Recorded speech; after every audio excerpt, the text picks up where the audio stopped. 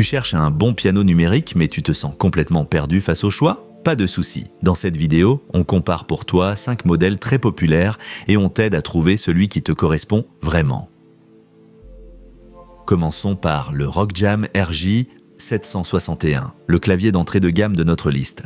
C'est le seul modèle à ne proposer que 61 touches, ce qui le place logiquement en bas du classement. Mais attention, pour un tout premier essai, ou pour les enfants qui veulent juste tester, ça peut être un bon point de départ. Ce qui distingue cet instrument, c'est son pack complet. Il est livré avec un support, un tabouret, une pédale de sustain et un casque. Tout ce qu'il faut pour commencer immédiatement. Avec plus de 200 sons et rythmes intégrés, il est très polyvalent et parfait pour s'amuser musicalement. Le point faible, les touches notiers ne sont pas pondérées. Si tu veux retrouver la sensation d'un vrai piano ou apprendre sérieusement, tu risques vite d'atteindre les limites de ce modèle. La qualité sonore reste également assez basique. Ce clavier est destiné aux débutants absolus, surtout les enfants ou les adultes qui veulent commencer sans pression. Mais si tu recherches un vrai piano numérique, reste bien avec nous. Les modèles plus sérieux arrivent maintenant. Et très important, tous les produits de la vidéo sont bien sûr disponibles au meilleur prix dans les liens en description. En 4e position, voici le ROCJAM RJ 88 DP. Cette fois avec 88 touches complètes. Une nette amélioration par rapport au petit frère qu'on vient de voir. Les touches ne sont pas totalement pondérées, mais semi-pondérées. Et ça fait déjà une vraie différence au toucher.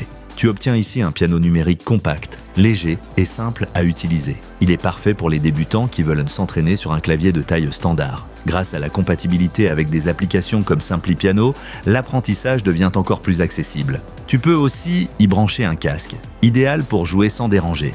Mais la mécanique du clavier reste inférieure au modèle de gamme supérieure et la qualité sonore est assez basique. Il manque des fonctions comme le Bluetooth ou un vrai système à pédales et ça se ressent lorsqu'on progresse. Si tu débutes au piano et que tu veux éviter un gros investissement, le ROCJAM RJ 88 DP est une bonne première étape. Mais c'est plutôt une solution transitoire, car si tu continues à jouer, tu voudras vite passer à mieux. Et au fait, si tu apprécies la vidéo jusqu'ici, mets-nous un petit pouce bleu et abonne-toi pour ne rien rater des prochains conseils. Passons maintenant au vrai piano numérique et on commence avec le Casio CDP S110. Il offre un clavier pondéré avec une mécanique à marteau et ça se ressent tout de suite sous les doigts. C'est un énorme bond en avant comparé au modèle ROCJAM.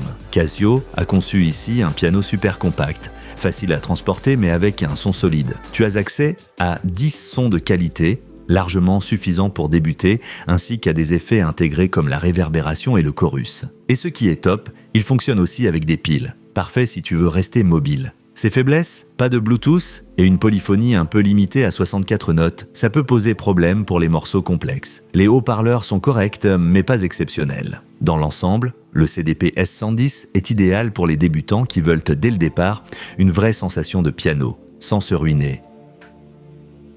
La 2e place revient au Yamaha AP145, un vrai coup de cœur pour ceux qui recherchent de bonnes sensations de jeu et un design compact. Avec la mécanique GHC propre à Yamaha, la sensation de jeu se rapproche vraiment d'un vrai piano acoustique. Le P145 impressionne par un son clair et équilibré et par des fonctionnalités qu'on trouve normalement dans des gammes bien plus chères. Bluetooth audio, contrôle via l'application Smart Pianist et un design bien pensé, adapté aussi bien à une table qu'à un support. Les haut-parleurs intégrés offrent un son étonnamment riche pour ce format. Bien sûr, ici aussi, la polyphonie est limitée à 64 notes et on ne trouve que 10 sons. Mais Yamaha mise clairement sur la qualité plus que la quantité. Et ça se sent. Si tu veux un piano numérique moderne, élégant, qui séduira autant les débutants que les joueurs plus avancés, le Yamaha P145 est l'un des meilleurs choix dans cette gamme.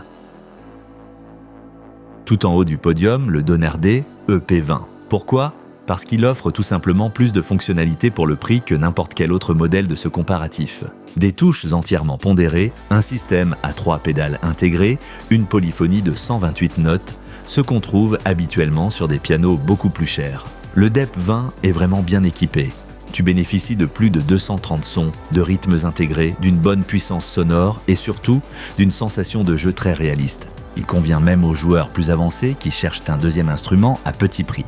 Bien sûr, il a ses limites. La mécanique du clavier n'est pas aussi précise que chez Yamaha ou Casio et l'instrument est plus gros et plus lourd que les autres. Mais en échange, tu as une configuration que tu ne trouves normalement que dans les gammes supérieures. Le Donner DE P20 est clairement recommandé pour ceux qui veulent un maximum de fonctionnalités sans exploser leur budget. Que tu sois débutant ou passionné ambitieux, il fait parfaitement le job. Si tu veux acheter l'un de ces pianos, consulte les liens dans la description pour profiter des meilleures offres. Et si cette vidéo t'a plu, laisse un like et abonne-toi à la chaîne pour d'autres tests, conseils et astuces autour de la musique